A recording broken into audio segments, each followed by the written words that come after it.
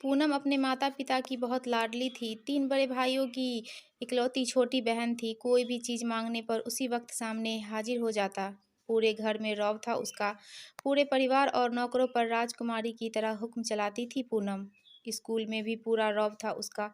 बड़े घर की लाडली जो थी वह, ऐसे ही उसने कॉलेज में दाखिला लिया। उसके ठाठ-बाट, बड़ी गाड़ी में आना-जाना, हर दिन नया-नया फ़ैशन देखकर हर कोई उससे दोस्ती करना चाहता था। थोड़े ही दिनों में उसके बहुत से दोस्त बन गए। पूरे कॉलेज में उसकी अपनी ही पहचान थी। इन दिनों उसके घर एक रिश्ता आया। खानदानी लोग थे और पापा की पुरानी जान-पहचान थी उनके साथ।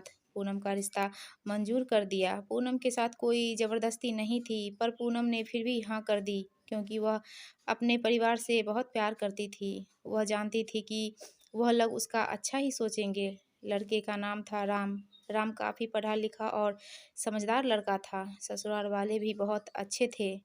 ससुराल में पूनम की जगह वैसी ही थी जैसे कि मायके में। कोई भी काम पूनम की सलाह के बिना नहीं होता था। सबकी लाडली बहू बन गई थी वह। फिर उसके घर एक बेटे का जन्म हुआ।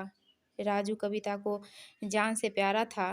पोता पाकर ससुराल वाले तो फूले नहीं समाते थे। पूनम कभी-कभी सोचती थी कि उसकी किस्मत कितनी अच्छी है।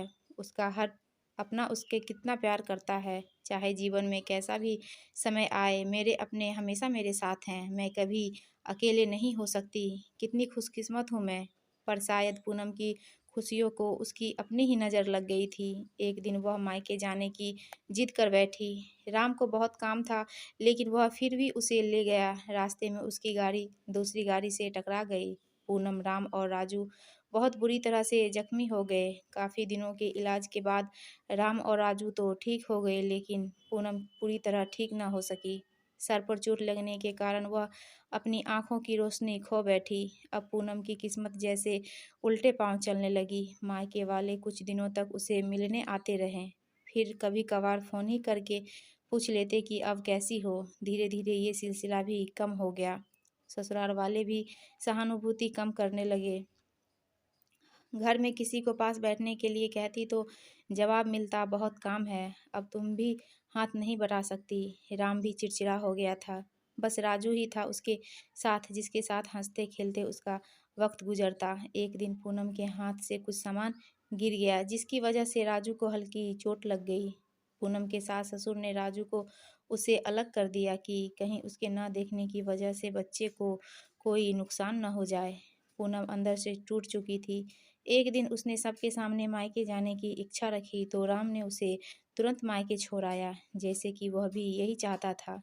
लेकिन राजू को उसके साथ नहीं भेजा गया। पूनम कभी राजू से दूर नहीं रहती थी, पर अपनी कमी के कारण उसने ज़्यादा बहस नहीं की। पूनम को लगा कि वह 3-4 दिन वहाँ रहेगी तो थोड़ा हवा पानी बदल जाएगा, क्योंकि वह कितने दिनों से कहीं भी बाहर नहीं गई थी। घर वाले भी इतने दिनों के बाद उसे देखकर कितने खुश होंगे। पूनम के घर पहुंचने पर सब लोग बहुत खुश हुए। खाने में सब कुछ पूनम का पसंद का ही बना था। उसने अपनी मम्मी-पापा और भाई-भाभियों से दिल खोलकर बातें की। उसके छोटे-छोटे बच्चे भी बुआ के साथ घुल-मिल गए थे। रात को सोने वक्त जब वह कपड़े बदलने लगी तो उसे पता चला कि उसका बैग तो बहुत भरा हुआ था। वह समझ गई, वह बहुत उदास हो गई। कुछ दिनों तक तो सब ठीक रहा, फिर जैसे-जैसे सब बदलने लगा, सबका व्यवहार बदल रहा था। वह लोग जैसे थक चुके थे उससे। सब लोग घुमा-फिरा कर पूछने लगे कि राम कब आ रहा है, उसे ले जाने। वह बहाना बना देती, जबकि वह जानती थी कि उस घर में अब उसके लिए कोई जगह नहीं। पूनम से चलते वक्त कुछ न कुछ नुकसान हो जाता। थोड़ी बहुत टोका-टाकी उसे सुनाई देती, वह टाल देती। एक दिन उसके हाथ से लगकर एक कीमती फूलदान टूट गया। छोटी भाभी ने बहुत हंगामा मचाया। पूनम के माता-पिता रोज-रोज के झमेलों से तंग आ गए थे। उन्होंने राम को खुद से फ़ोन कर दिया। राम कविता को अपने घर ले गया। पूनम को अपने परिवार वालों से ये उम्मीद न थी। जिस पूनम के कहे बिना घर में एक पत्ता भी नहीं हिलता था, उस घर के लिए वह अब बोझ बन चुकी थी। राम के साथ ससुराल आते वक्त वह बहुत खुश थी, क्योंकि वह अपने घर जा रही थी, अपने जिगर के टुकड़े राजू के पास। परंतु यह खुशी भी कुछ पल की ही थी। सारा बंदोबस्त तो पहले ही किया हुआ था। पूनम को सीधे ऊपर वाले कमरे में पहुंचा दिया गया। राजू से दूर करने की सख्त चेतावनी दी गई। एक काम वाली बाई को उसकी जिम्मेदारी सौंपी गई, जो उसके खाने-पहनने जैसी ज़रूरतों का ध्यान रखती। पूनम ज़्यादातर चुप ही रहती, कभी-कभी काम वाले बाई से थोड़ा-सा बात कर लेती। उसके ज़रिए राजू का पता चल जाता। सबकी लाडली बेटी और बहू सबके लिए लाडली से ब बोझ बन चुकी थी।